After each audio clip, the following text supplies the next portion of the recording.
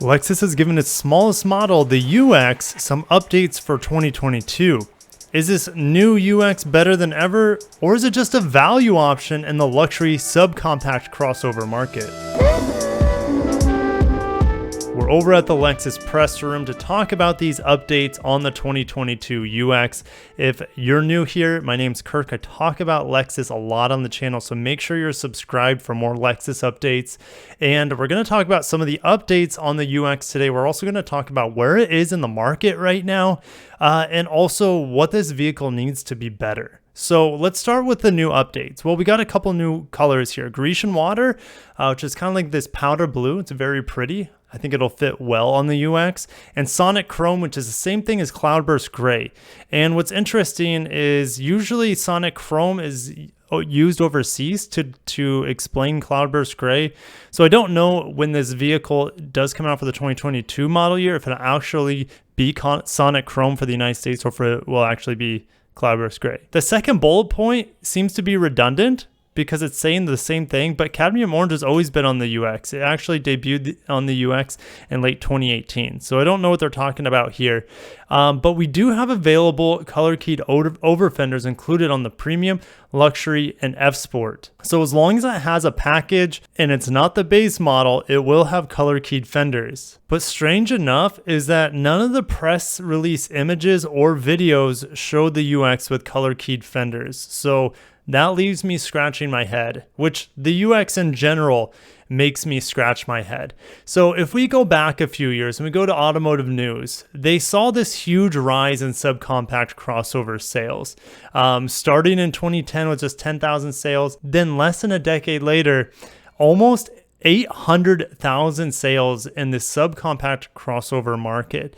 So Lexus saw this trend. They're like, okay, let's make a vehicle based off of our C platform or TNGA C platform, which, you know, the Prius, the Corolla, as well as some other models are on. And so they came up with the UX. And they also expected an even split between customers opting for the standard UX 200, which I don't recommend in any situation. We'll talk about that a little bit later when we get to the spreadsheet. If we go to the sales for 2021 with this UX, Lexus has sold a really good amount, the most that they ever have in a first half for the UX. So 9,500 units for the first half for the UX, and that includes hybrid and non-hybrid. But if you want to know how that split is working, remember Lexus was expecting an even split. Well, the market has spoken, and the market wants the hybrid version because it's better in every way. So if we look here, 6,500 units is the hybrid, which is 68% of the UX sales are the hybrid versus the non-hybrid. So we're going to head to the spreadsheet now to compare against its direct rivals. Now I'm only comparing all-wheel drive models. I could compare front-wheel drive models, but it is not worth your hard-earned money to buy the front engine CVT, loud, buzzy, slow, super slow UX 200. That vehicle should not exist here in the United States. It's almost an insult, in my opinion, when the UX 250 has more power, not by much. It's like 12 horsepower more, but the response and the torque is immediate because the electric motor is in it. And it has all-wheel drive standard, which the UX 200 is front-wheel drive only. And the UX 250 gets 40 miles per gallon, where the UX 200 is low 30s. So if we look at its direct competitors that are also all-wheel drive, the Mercedes-Benz GLA 250, the X1 BMW, and the XC40 from Volvo, they all destroy this vehicle in terms of power, and they also cost more than the UX 250H, and they also get worse fuel economy. They also have something up their sleeve, which is usability, and that to me is a non-negotiable. I know styling is important in the UX. It is what it is. I think it could look better. I don't think it looks anywhere as good as the CT 200H once did for Lexus, but that vehicle's been canceled on the market here in the United States for about 4 years now. But it gives up cargo space in huge amounts. Okay, so behind the seats here, it actually beats out the GLA 250, but when you fold the seats down, it gets left in the dust by all of the competition here. So unfortunately, the UX 250H, even though it's cheaper than its competition, it does not have the cargo capacity and the usability and the leg room in that second row to be almost that no compromise vehicle in this segment. What can Lexus do about it? That is the question. You know, they are selling more units, but the market has more appetite for these subcompact small crossovers.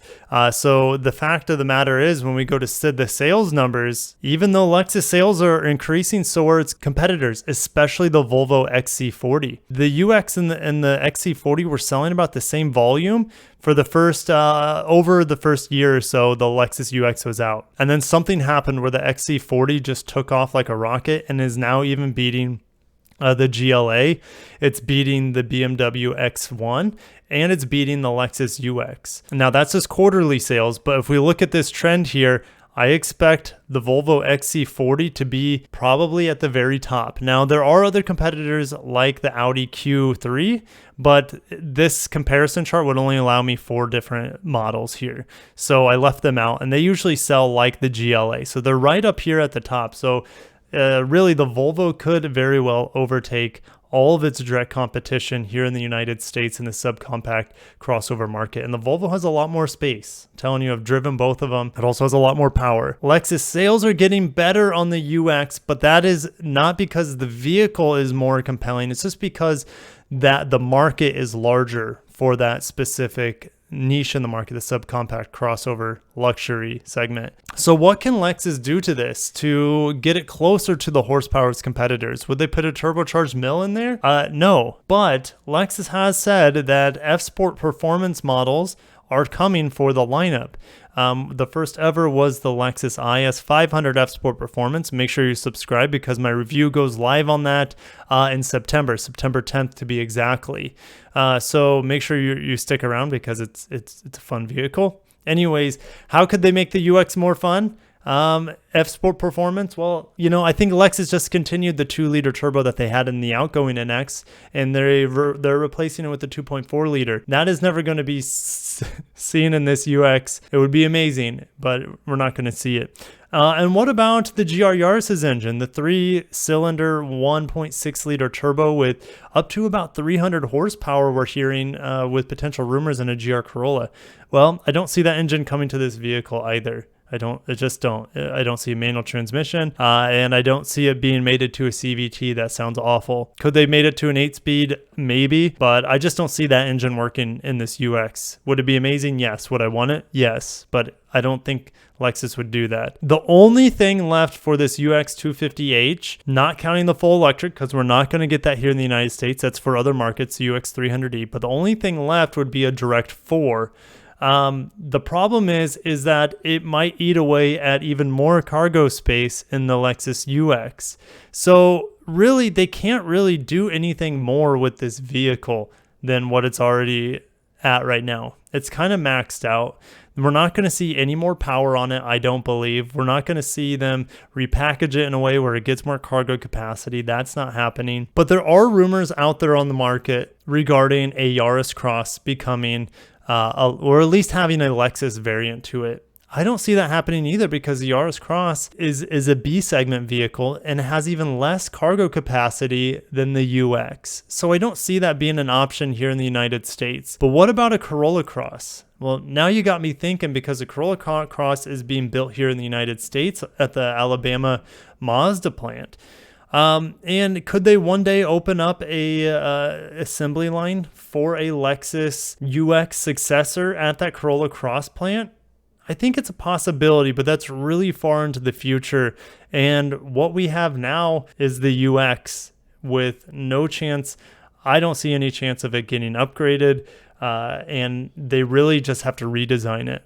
So what's interesting is for 2022, the UX should have gotten a refresh. Instead, they decided to give us Grecian Water, Cloudburst Gray, color matching painted wheel fenders. It's not getting the touchscreen like a lot of its siblings have as they got updated with refreshes. So it hasn't got the touchscreen, and I don't expect it to until maybe a redesign. So I think we're just stuck with the UX the way it is for, I don't know, 3 more years at least. And the UX, like I said, came out in late 2018 as a 2019 model.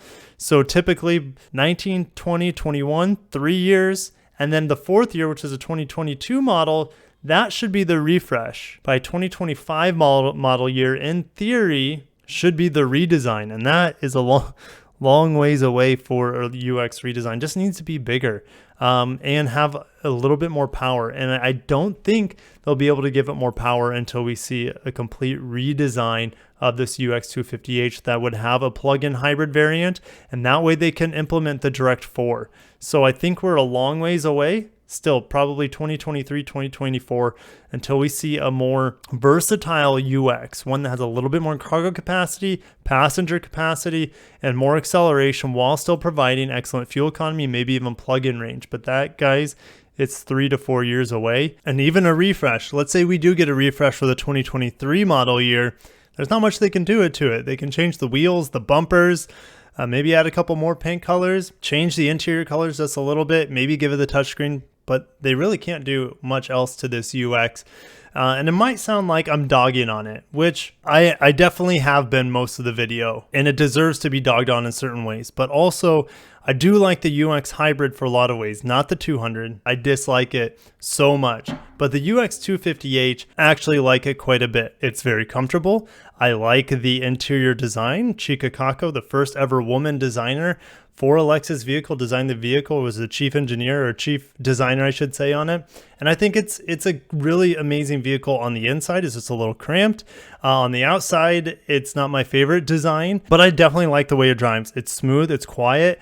I easily get over this 41 miles per gallon. I easily get 45, 50 miles per gallon when I drive the UX hybrid. And I like the fact that it's pretty affordable to get this sort of efficiency and comfort for just $34K. But guys, I'm going to end it there. The Lexus UX, it might be selling slightly more, but that's because the market is craving that sort of vehicle. That redesign can't come out soon enough.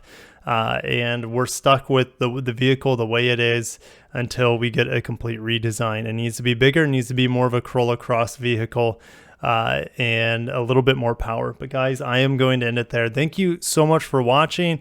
Make sure you're subscribed for more Lexus updates, Toyota updates as well. And I'll catch you guys in the next video. Peace out.